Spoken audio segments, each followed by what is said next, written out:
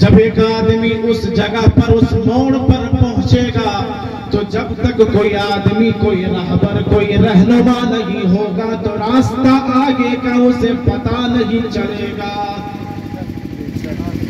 इसीलिए अल्लाह रब्बुल आलमीन ने कुरान करीम की सबसे पहली सूरत सूरह फातिहा में अल्लाह रब्बुल आलमीन ने उस रास्ते का हमें पता बताया है।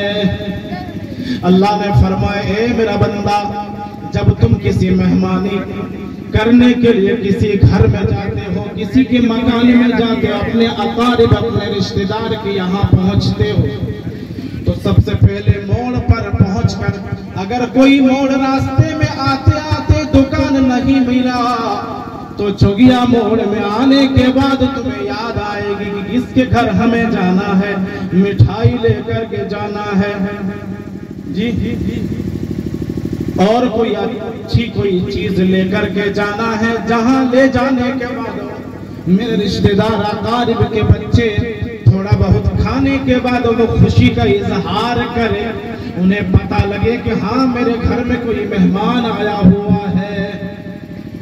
तो अल्लाह ने फरमाया, ए मेरा बंदा, जब तुम मेरे पास आओगे, तुम्हारी और हमारी मुलाकात होगी, गुफ्तगू होगी, बातचीत होगी, तो मुझसे बात करने के बाद, मेरी तारीफ और तारुफ कर लेने के बाद, जब कोई आदमी किसी से ताल्लुक और उससे साथ पहचान और ताल्लुक और तारुफ नहीं होता है, तो तारुफ कर लेने के बाद फिर वो अपना सारा पता और घर का ठिकाना सब कुछ बताता है।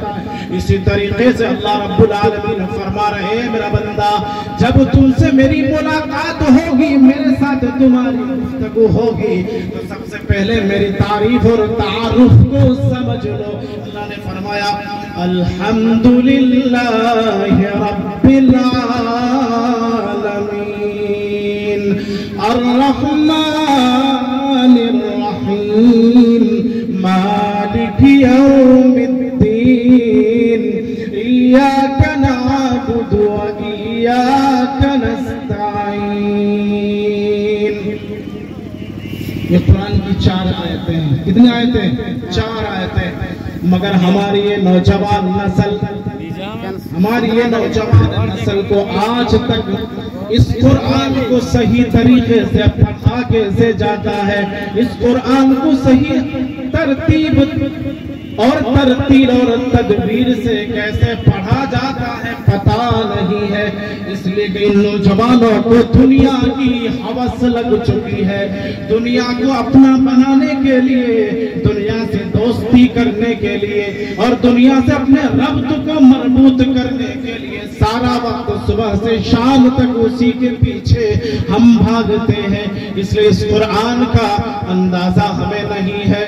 इसलिए इमाम साहब मगरिब की नमाज में सूरह फातिहा पढ़ने के बाद कौन सी सूरत पढ़ते हैं पता ही नहीं चलता।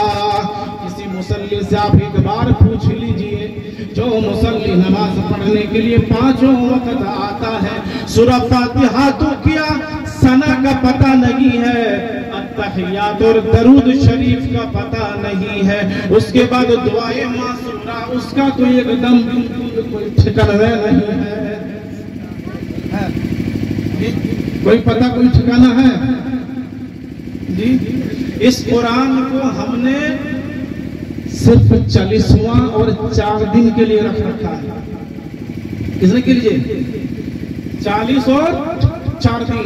और इमाम साहब की दावत भी उसी 40 और 4 दिन में होती है। बात सही है या गलत है जी? इमाम साहब को हम कभी दावत नहीं देते हैं। मेरी बच्ची की आज बातचीत होगी, निकाह बाद में होगा। क्या होता है? मंगनी। क्या बोलते हैं जिसको? मंगनी बोलते हैं, बरतुआरी। इमाम साहब से अगर उस दिन मुलाकात हो जाए तो वो आदमी अगर नमाजी हो, 5 वक्त की नमाज पढ़ता हो, तो इमाम साहब से मिलने के लिए अगर असर की नमाज में खुदा न खास्ता आ गया तो हाँ थोड़ा हजार यार जोहर मसला सुनने देखो ये कहाँ है लेकिन मोल्ला साहब हमारे घर में बरतुआनी है, वह खातिर नया टाइम पालियो, वह खातिर टाइम नया पालियो। मतलब वो कहना ये चाह रहा है कि इमाम साहब आप अपने मन में अगर लड्डू कोई फुटा रहे हैं, अब इस ख्याल में है कि वो आदमी आपसे कहे कि मुल्ला साहब हम अपना टाइम ने हेलो वह खातिर तोरा दावत ने पालियो। अब मुल्ला साहब से जब मुलाकात होगी तो वो भी दिल में ख्याल करेंगे तो बंदा दावत तो नहीं दिया, कम से कम एक बार ये तो कह दो कि मुल्ला साहब टाइम नया पालियो तोरा दावत ने कुछ नहीं कुछ मुने करके, वो भी नहीं बताएगा। इसलिए कि इमाम साहब को पता है, महल्ले वाले को पता है कि इमाम साहब की दावत और कुरान खानी और तिलावत की जरूरत 4 और 4 रूम में होती है, उससे पहले नहीं होती। तो इसलिए मेरे भाइयों, वो आदमी चाहे वो मुअज्जिन हो, हमारे महल्ले का जो मुअज्जिन हो उसकी भी दावत नहीं होती, 4 और 4 रूम में होती है। और उस दिन अगर उस महल्ले का बच्चा अगर कुरान पढ़ना जानता हो, बच्चियां कुरान पढ़ना जानती हो, तो उन सबों की दावत भी इमाम और मुअज्जिन के साथ उसी 4 और 4 रूम में होती है, उसी 4 और 4 रूम में उसकी भी दावत होती है। मगर वहां हम जिसको इमाम बना करके रखे हैं, जिसको हम मुअज्जिन बना करके रखे हैं, अल्हम्दुलिल्लाह, अल्लाह का शुक्र है आजकल हम सबों का इमाम हमारे अकीदे के जो इमाम है माशाल्लाह कुरान वो लोग पढ़ना जानता है, पढ़ता है, अच्छा पढ़ता है। हम गैरों की बात नहीं करें, मगर हमारे जो इमाम लोग हैं अल्हम्दुलिल्लाह जानता है। मगर मुअज्जिन का बड़ा बुरा हाल है, मुअज्जिन का बुरा हाल है। जो मुअज्जिन होता है हमारे मोहल्लों का, आजान ऐसे देता है कसम खुदा की लड़हुआ सब फौरन भाग जाता है। आदमी तो आदमी, अल्लाहु अकबर अल्लाहु अकबर, आजान अल्लाहु अकबर अल्लाहु अकबर, ये तो अल्लाहु अकबर हुआ। हालांकि क़िराअत और तजवीद ये कहती है कि अल्लाह के लाम से पहले अगर जबर और पेश आ जाए, क्या जाए, अल्लाह के लाम से पहले जबर और पेश अगर आ जाए, अल्लाह के लाम को पुर करके पढ़ा जाता है। सुभान अल्लाह, सुभान अल्लाह। अल्लाह के लाम को कैसे पढ़ा जाता है? पुर करके। तो अल्लाहु अकबर होगा? नहीं होगा। अच्छा, उसके बाद ये अजान देते देते जब पहुंचता है कहाँ जानते हैं? हय्या अला सलाह, हय्या अल फलाह। वहां क्या करना है? हय्या अला सलाह, हय्या अल फलाह, साहब घर भाग जो। नमाज कौन पढ़े लिया के? हम मुअज्जिन को पढ़ ले। हय्या अला सलाह, हय्या अल फलाह। बंगला में उसको कहते हैं हय्या अला सलवार, हय्या अल फलवा। इमाम और मुअज्जिन दूजना मिले चला, इमाम और मुअज्जिन दूजन मिले चला।